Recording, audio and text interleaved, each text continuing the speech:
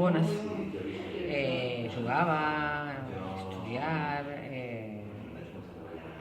normal. Va ser molt feliç perquè vaig tenir l'oportunitat de viatjar per Espanya i conèixer llocs diferents i conèixer la naturalesa amb els meus pares.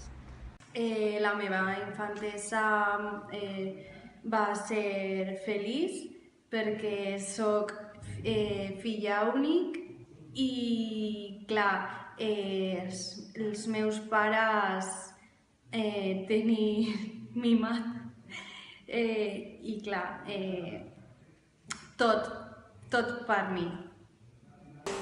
La meva infantesa va ser molt feliç. Vaig sortir al carrer de la casa nostra i vaig passar tot el dia al carrer jugant amb els meus amics a jocs com mullar-nos amb ampolles i coses així. Vaig ser molt feliç. La meva infantesa vaig ser molt feliç amb la meva família, amb els meus amics, molt bona etapa.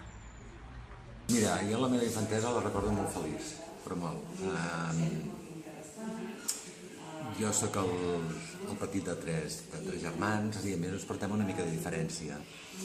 I recordo molt és amb les meves àvies, tant amb l'àvia materna com amb la meva àvia paterna.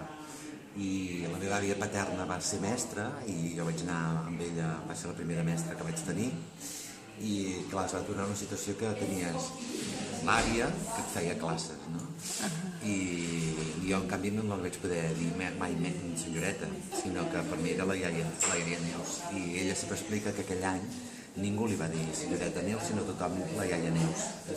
Vull dir, els meus companys, clar, es pensaven que era la iaia Neus. La meva infantesa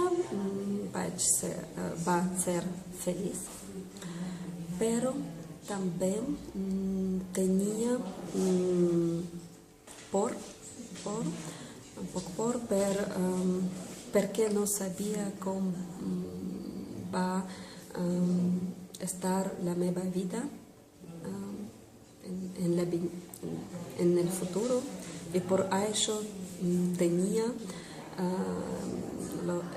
els moments d'angoixa. Sí, d'angoixa. Però en general estava feliç. La meva infància va ser molt feliç, bonita. Vaig néixer i vaig viure a Alemanya, però mai m'he sentit diferent per ser espanyola en otro país. La meva infantesa va ser feliç, jugant un dia con la meva germana, un año más gran que yo, por eso em sentia bé con ella i molt protegido. Molt alegre, molt sense preocupacions, al costat de tots els meus familiars. Tinc dos raons.